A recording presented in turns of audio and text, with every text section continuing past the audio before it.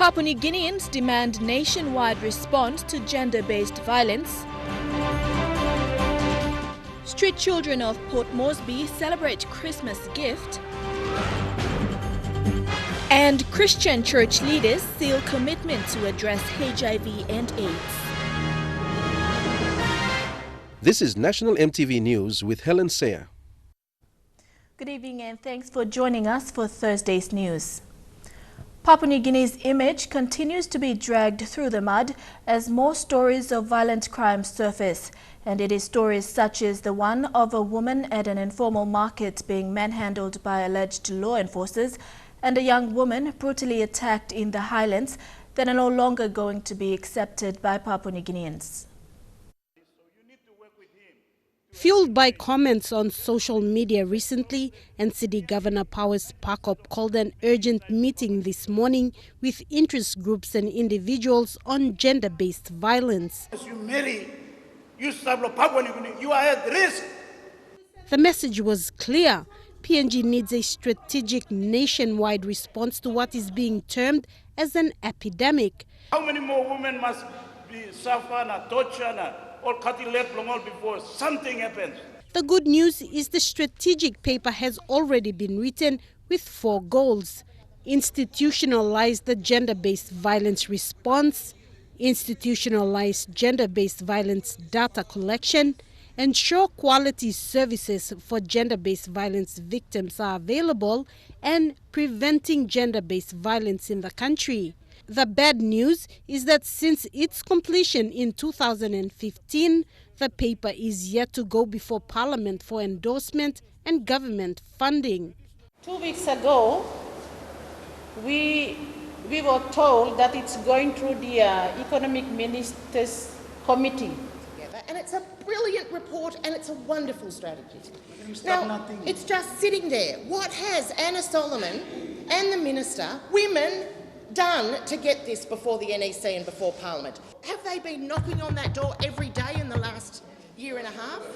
Please, Prime Minister, get this approved, because that strategy give us the framework in which every actions can be harnessed collectively for a bigger result. Take this message back and of course brief Secretary and the Minister, and I believe that it's also in their interest that we need to push this, and I'm sure that we will push this even before the Christmas break. A consensus among those who attended this morning is that there is no serious political and government effort towards ending violence in the country, something they vow to influence, starting with a protest next week. And so I'm really happy with what the governor has done this morning. We need leaders to come out and address this issue. Like I said, this issue is violence is an emergency. It must be treated as emergency and given the resources and the leadership and the support for us to deal with it. Sarah Aupong, National EMTV News. Preventing gender-based violence is part of 4 goals in the gender-based violence strategy for the country. Some interest groups feel it is a goal worth investing in as it encourages attitude and behavioral change. One such group is the Walk for Life movement, which promotes healthy lifestyles through walking, yoga and wide participation among the community. Their theme for this year was making the city a safe place, and they have seen some positive changes which shone through during the recent FIFA Under-20 Women's World Cup in which they participated. We have got very good results when the women never gave up, girls and women came out. We had our husbands, our brothers, our uncles joining us. One practical example is us going to welcome the teams as early as 12 a.m., 1 a.m., 2 a.m. in the morning. We had to get bus, boys helped us, men helped us.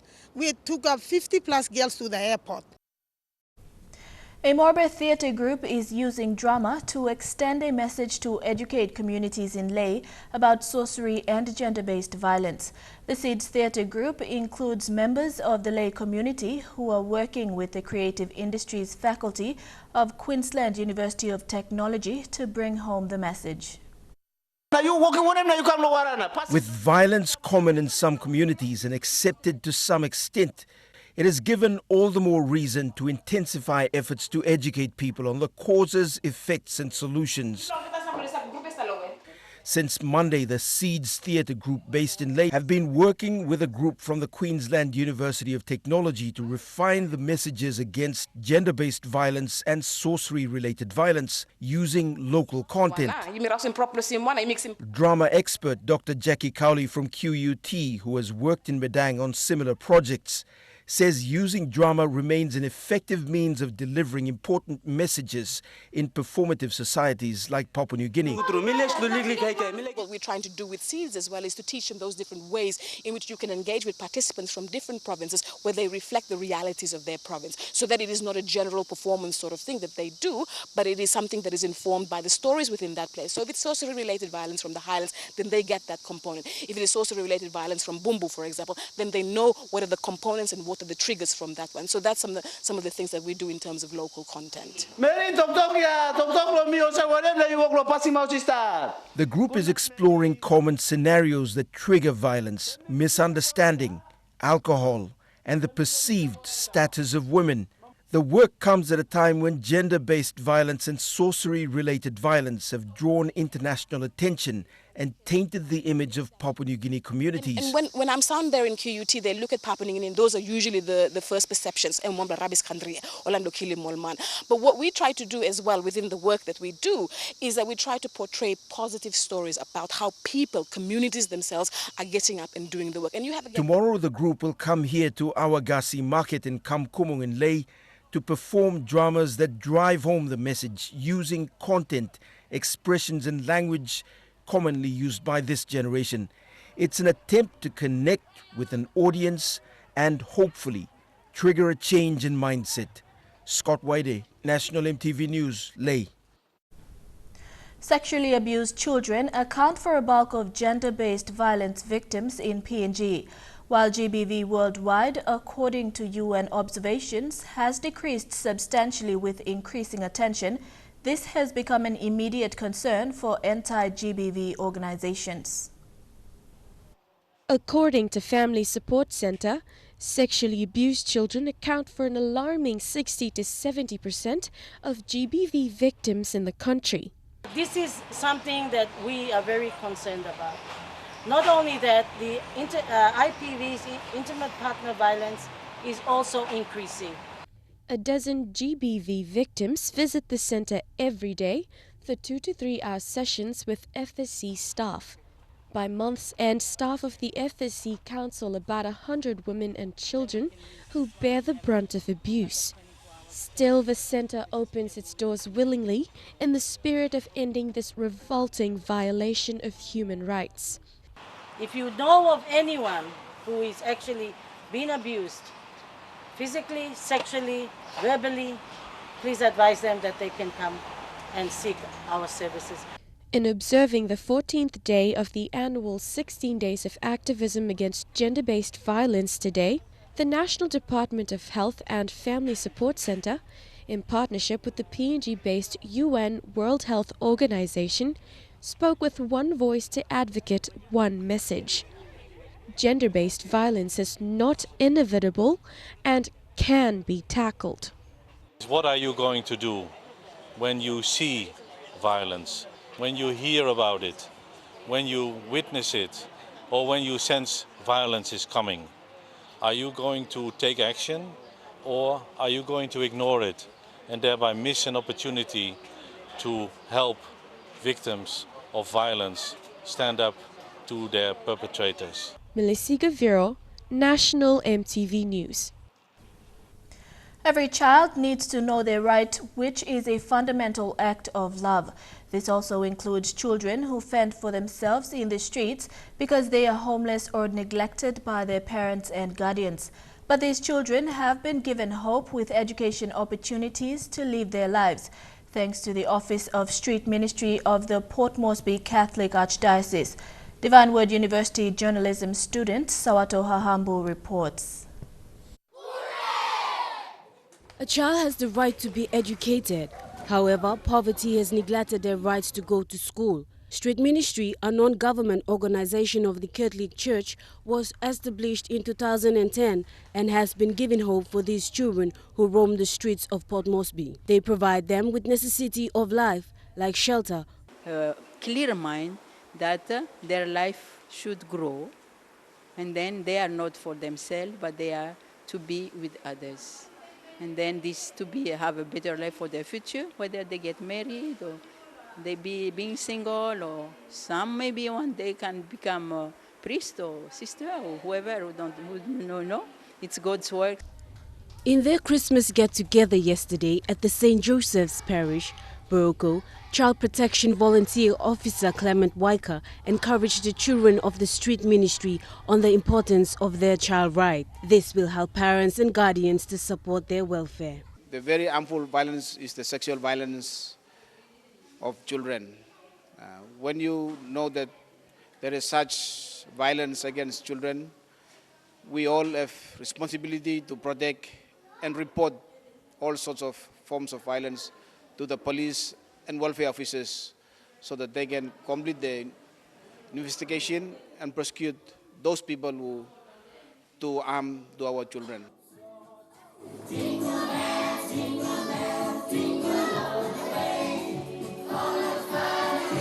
Sawato Ahambu, National EMTV News. The Western Highlands Provincial Health Authority announced to the public that health services in the province are likely to be reduced. Acting Chief Executive Officer Dr. Paulos Ripa said this was due to the current financial constraints faced by the country. He urged everyone to look after themselves well and avoid situations or conditions where they may get sick. Accident and emergency section will be attended to by doctors as normal, but other services would be reduced.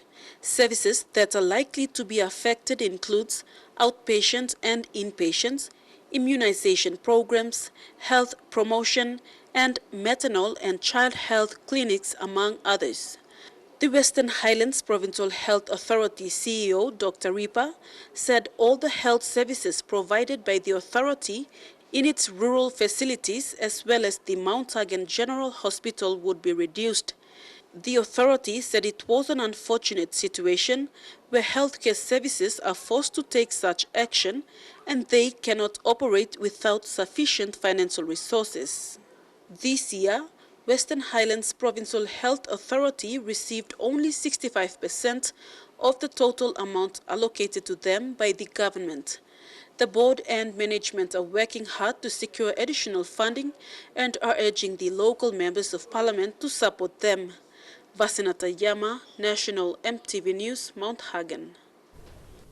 More of today's other stories when we come back. Church leaders commit to dealing with HIV epidemic, West Taraka burning suspects in police custody, and plans underway to rebuild Lace 11-mile bridge. Stay with us.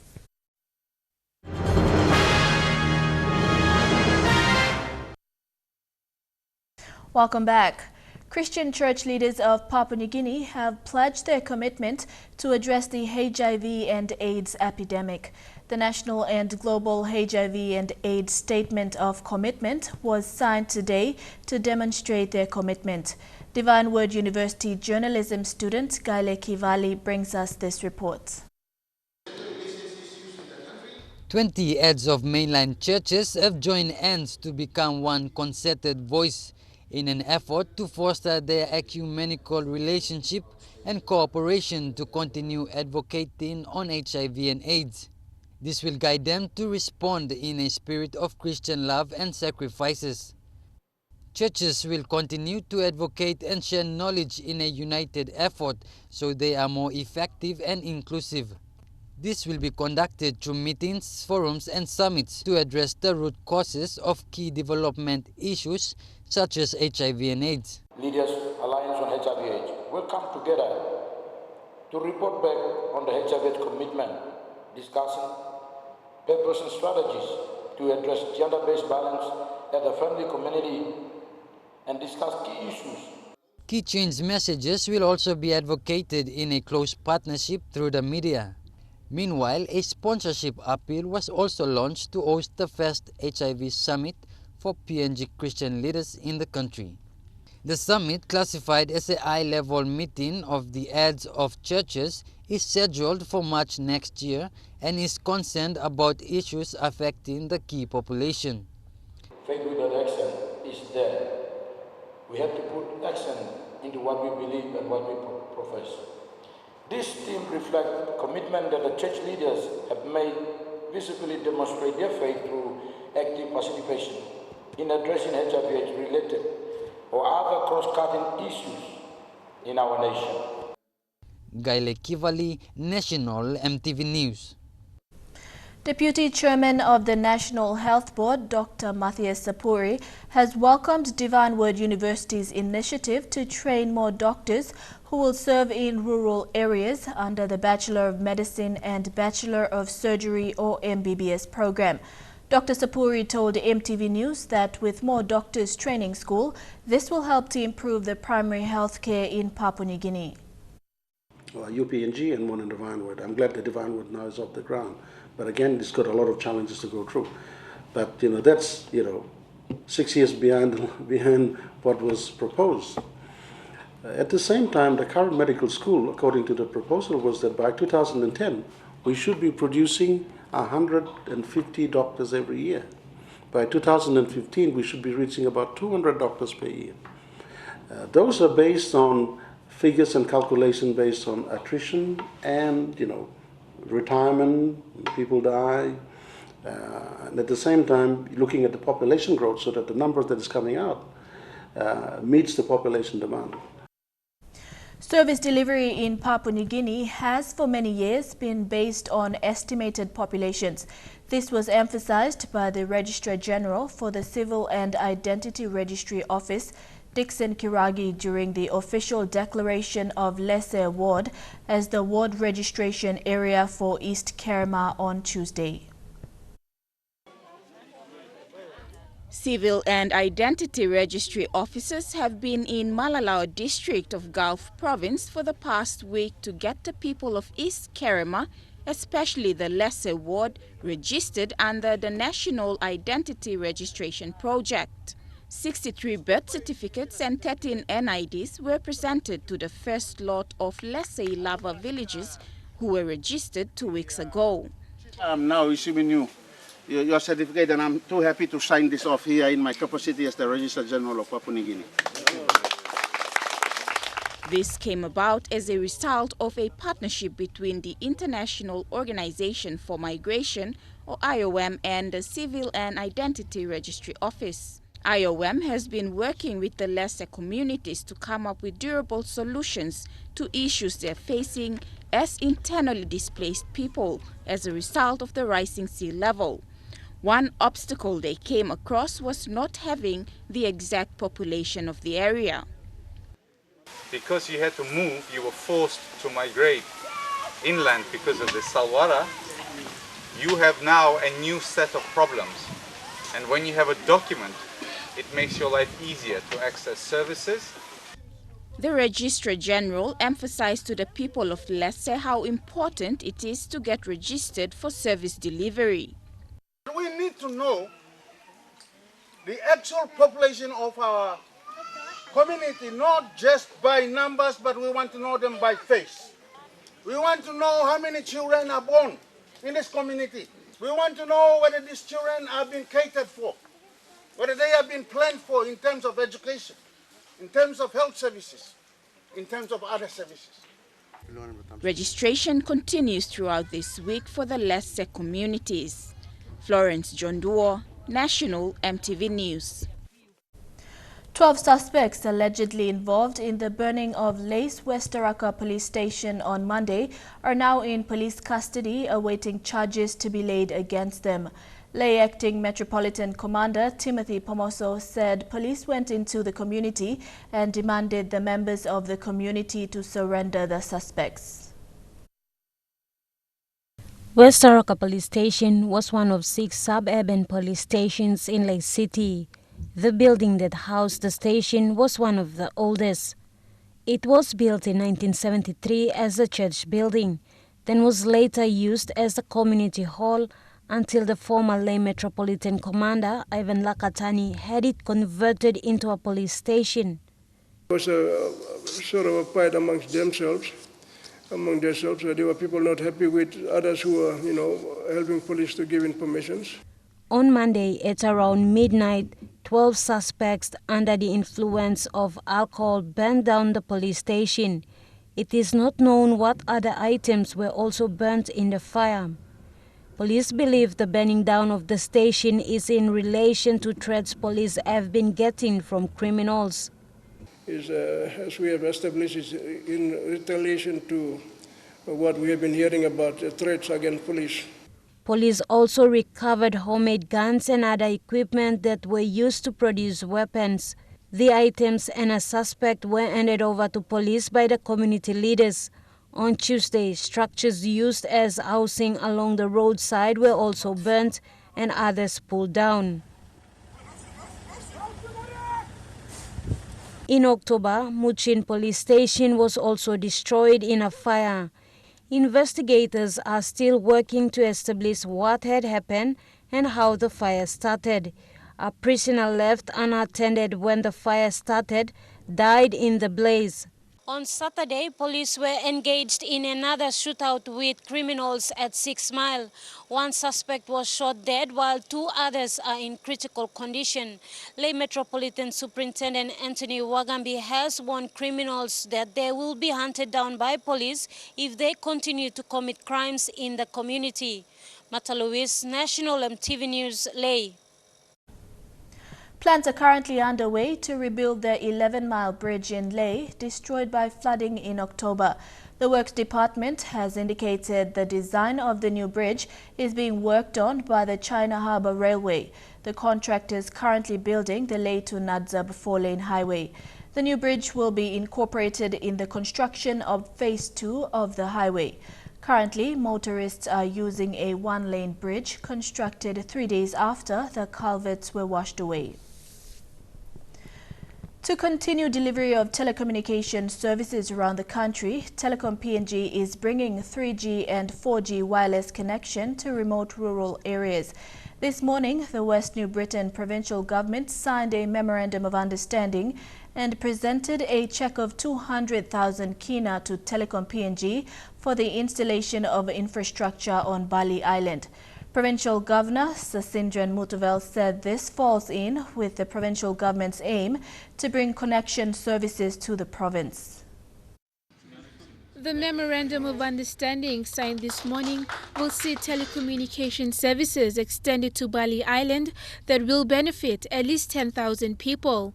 The entire project is worth 1.2 million kina. Telecom's Group General Manager Engineering, Jeffrey Bin, says this will enhance communication in the province, reaching up to a 30-kilometer radius on the island. The same as a bridge as a road, enabling the rural areas to get connected. Yeah. What it means with the new 3G, 4G is there's almost endless possibilities. Getting alerts, tsunami warnings, doing your online banking in almost a real-time scenario. West New Britain Provincial Governor Sasindran Mutavel says this development service is greatly needed in remote rural areas who do not receive much attention from state agencies. He said this will give priority for the province who has been struggling with connection services. It will help us, especially to support our schools with internet, also support our health programs and emergency and disaster aid. Basically, we are putting money to good use.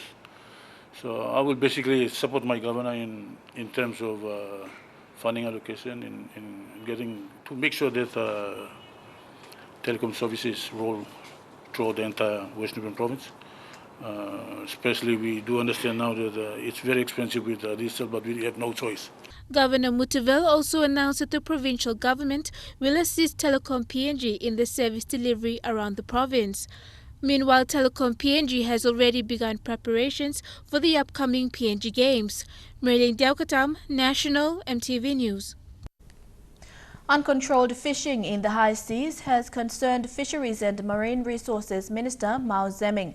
Minister Zemming expressed concerns in the 13th Western and Central Pacific Fisheries Commission meeting in Fiji this week, discussing with other Pacific Island leaders the lack of an effective plan and strategy to control tuna fishing in their waters.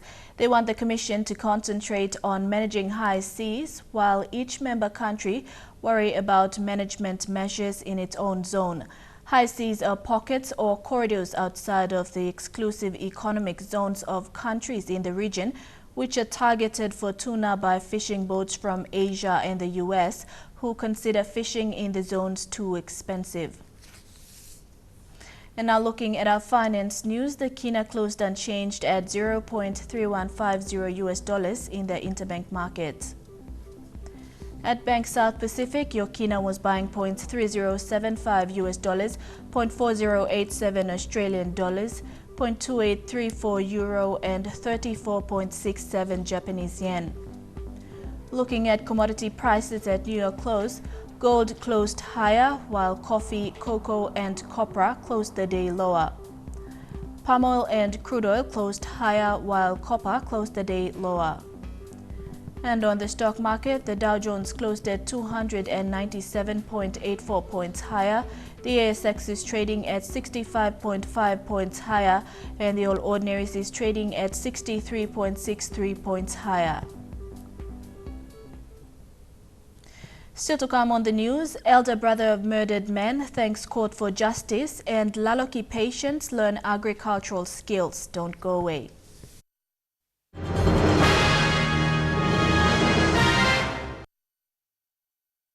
Welcome back to the news. Ipo Yapu, the elder brother of late Romis Misa Yapu, who was allegedly killed by city rangers near Gordon's Port Moresby in 2013, thanked the courts for serving justice. On Tuesday this week, the National Court sentenced the two involved in his brother's alleged killing. Ipo Yapu told EMTV News that after more than 3 years of court battle, justice has finally been served. In June 2013, late Romis Misa Yapu was allegedly murdered by accused killer Samson and Jack Anu near Gordon's Market in Port Moresby.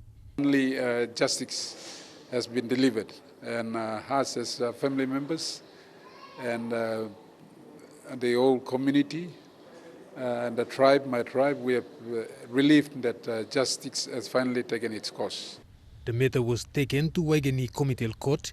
However, it was struck out because of lack of police evidence to proceed with the trial.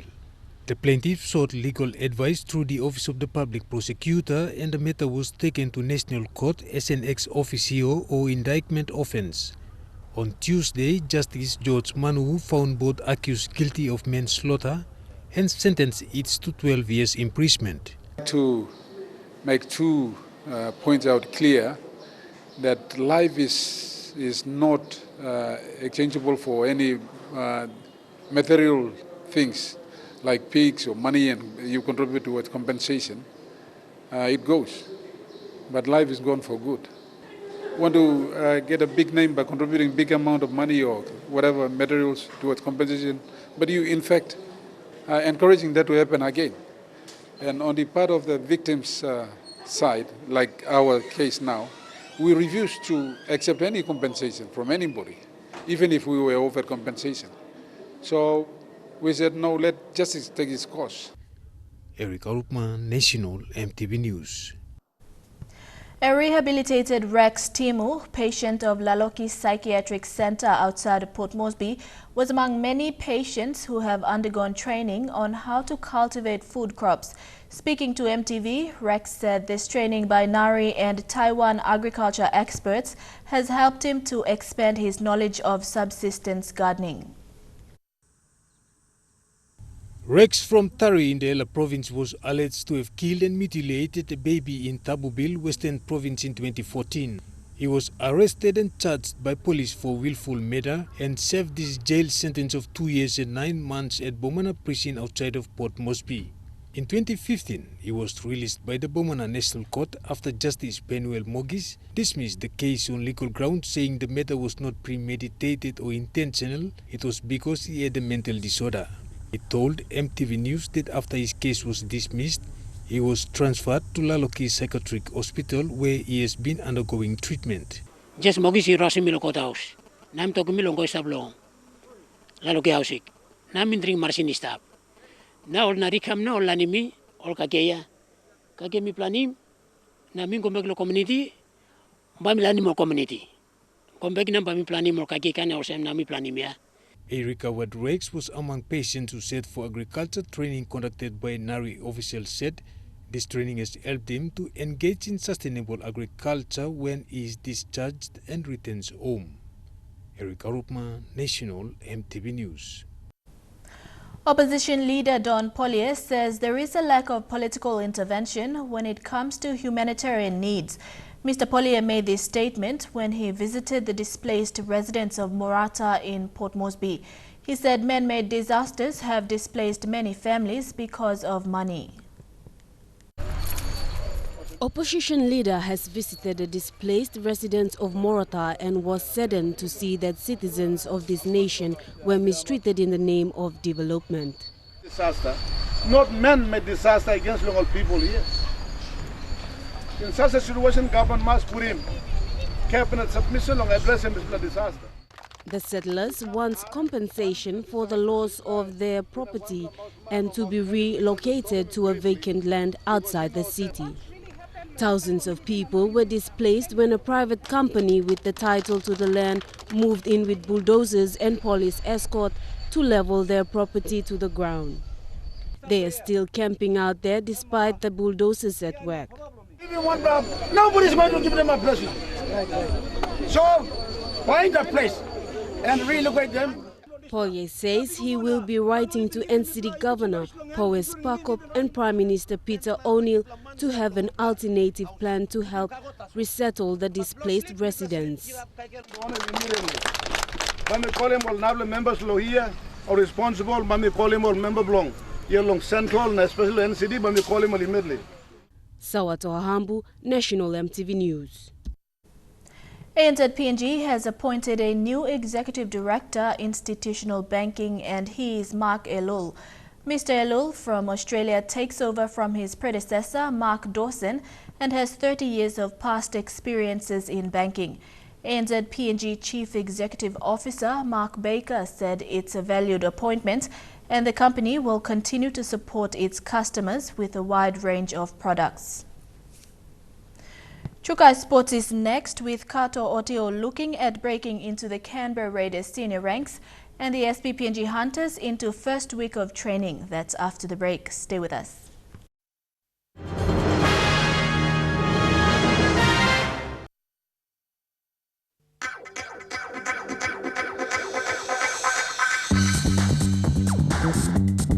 Chukai Sports.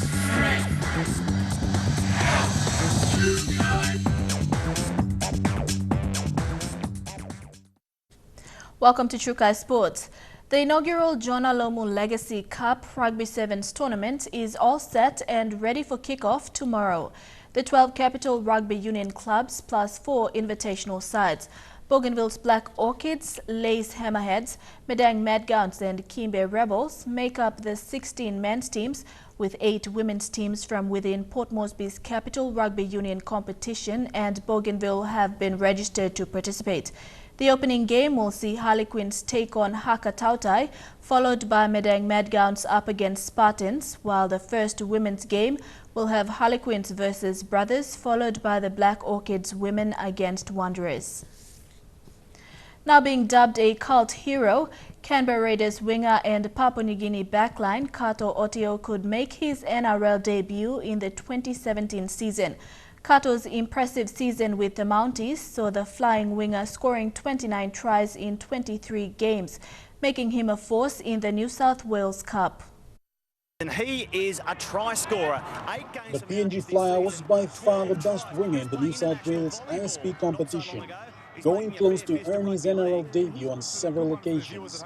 Possessing a lethal combination of size and speed, Otio caused plenty of problems for opposition defences all season long before succumbing to a knee injury.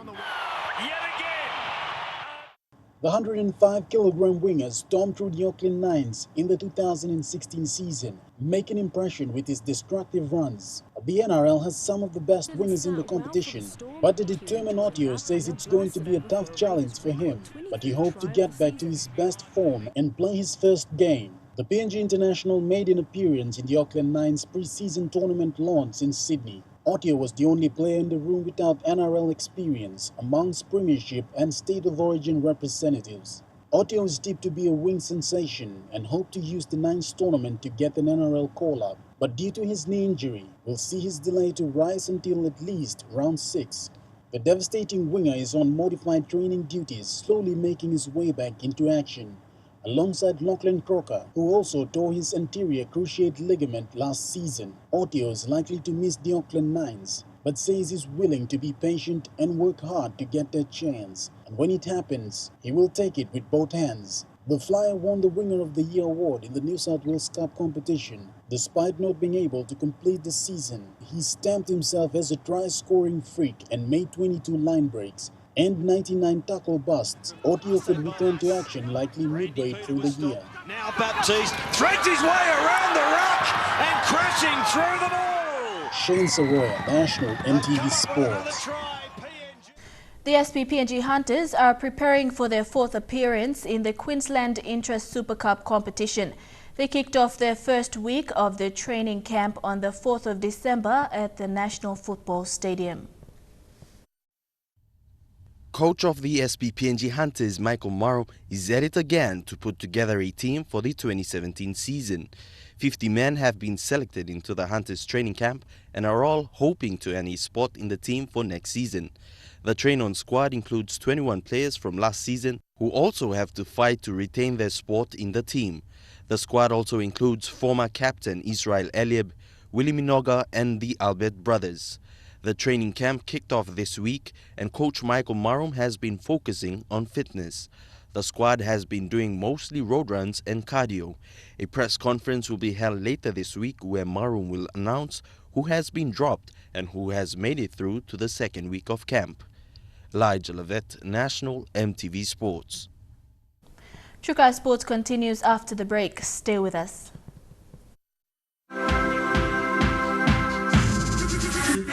Trukai Sports. Welcome back to Trukai Sports. The Mini Pacific Games in Vanuatu 2017 may be less than a year away, but the delay of certain major initiatives by the organizing committee for Vanuatu's 2017 Pacific Mini Games has prompted the Pacific Games Council to air their disappointment. Pacific Games Council President Vidya Laken in statement says these issues may cause a serious setback in Vanuatu's games preparation if not addressed immediately.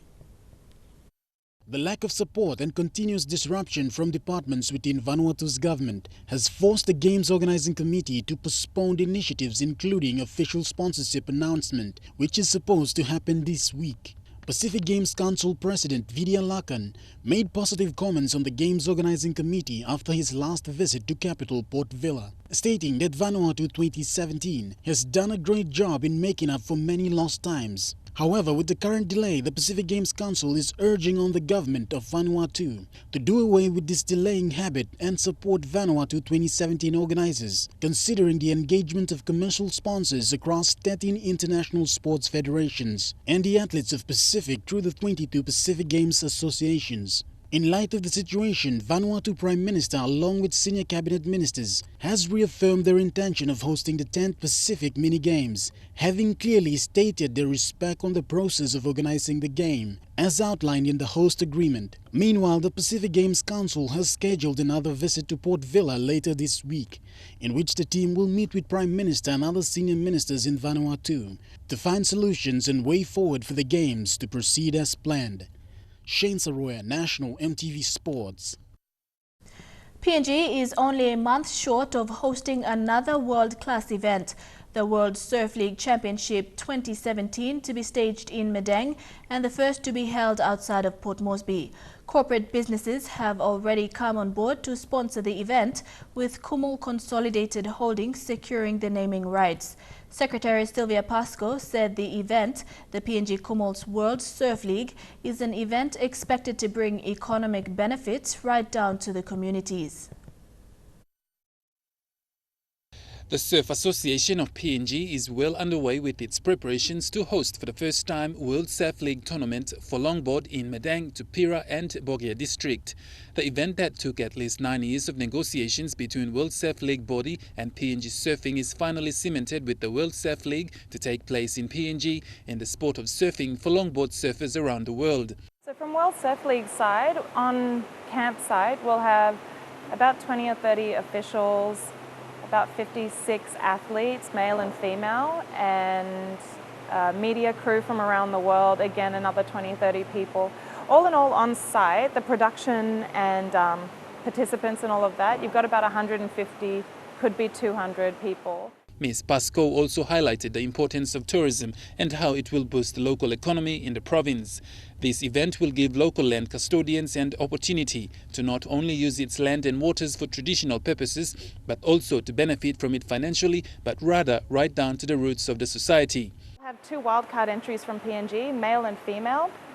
So from our affiliated clubs nationwide, which there's 10, we basically invite the longboarders, which we don't have many longboarders, but we'll invite them into Medang. Ms. Pascoe says the best thing about this event is that it won't be a one-off event, but rather try and make it an annual event around the country, which means more viewers and more exposure for PNG than any other event the country has ever hosted.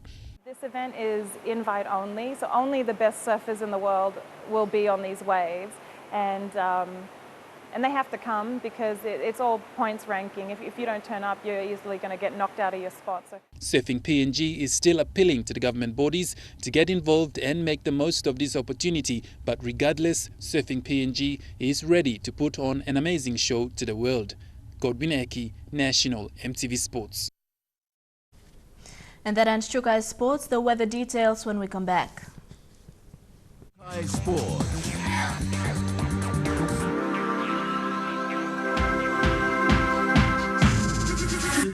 True Kai Sports. The weather details are proudly brought to you by Dulux Weather Shield. Worth doing with Dulux.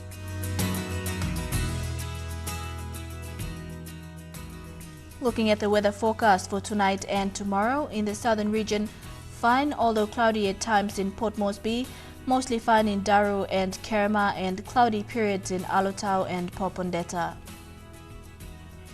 In the Moresby region, cloudy in Lae, mostly fine in Medang, and a shower or two in Wewak and Vanimo. In the New Guinea Islands region, a shower or two in Lorengau and Kimbe, and mostly fine in Kavieng, Kokopo, Rabaul and Buka. And in the Highlands region, light shower or two, then morning fog in all centres.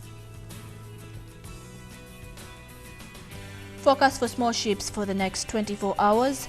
Waters of southern PNG-Indonesian border through Torres Strait and Daru, to Kiwai Island to Kerma, to Yule Island to Hood Point, to Samarai Island, seas of 1.5 to 2.5 meters.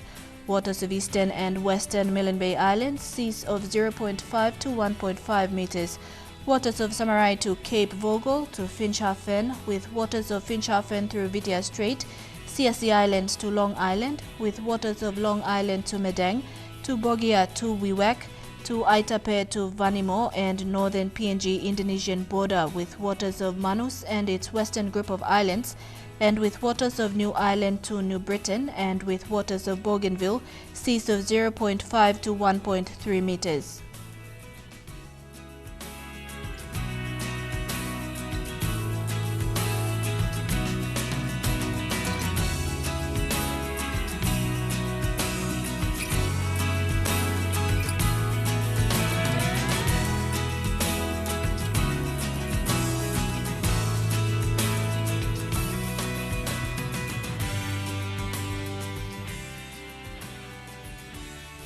Ocean forecast for PNG areas in the Coral Sea, seas moderate to rather rough with easterly winds at 15 to 25 knots.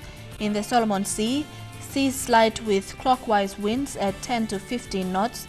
In the Bismarck Sea, seas slight with clockwise winds at 10 to 15 knots. And in the Pacific Ocean, seas slight with northwest winds at 10 to 15 knots.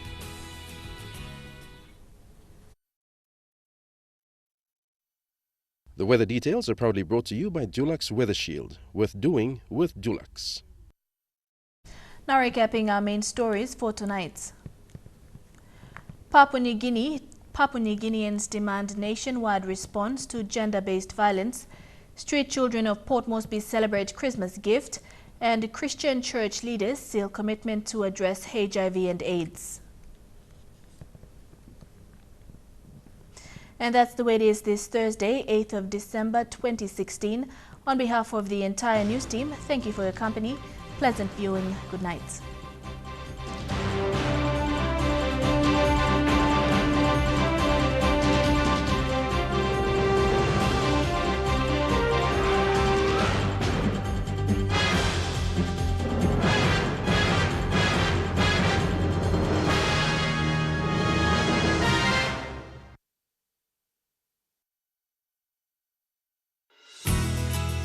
The weather details are proudly brought to you by Dulux Weather Shield. Worth doing with Dulux.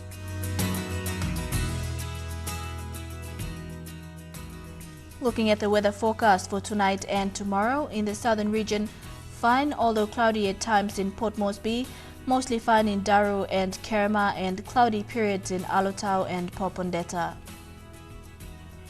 In the Moresby region, cloudy in Lae, mostly fine in Medang, and a shower or two in Wewak and Vanimo. In the New Guinea Islands region, shower or two in Lorengau and Kimbe, and mostly fine in Kavieng, Kokopo, Rabaul and Buka. And in the Highlands region, light shower or two, then morning fog in all centres. Forecast for small ships for the next 24 hours. Waters of southern PNG Indonesian border through Torres Strait and Daru, to Kiwai Island to Kerema, to Yule Island to Hood Point, to Samarai Island, seas of 1.5 to 2.5 meters. Waters of eastern and western Milne Bay Islands, seas of 0.5 to 1.5 meters. Waters of Samarai to Cape Vogel to Finschhafen, with waters of Finschhafen through Vitia Strait, CSE Islands to Long Island, with waters of Long Island to Medang, to Bogia to Wewak, to Aitape to Vanimo, and northern PNG Indonesian border, with waters of Manus and its western group of islands, and with waters of New Ireland to New Britain, and with waters of Bougainville, seas of 0.5 to 1.3 meters.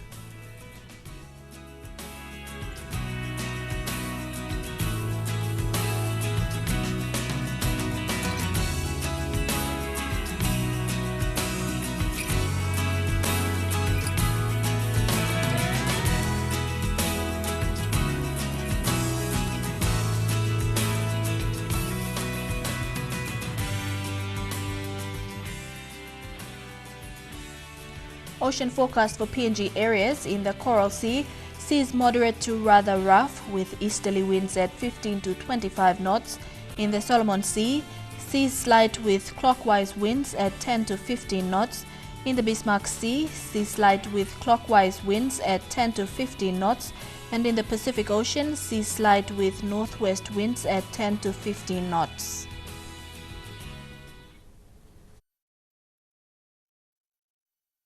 The weather details are proudly brought to you by Dulux Weather Shield. Worth doing with Dulux.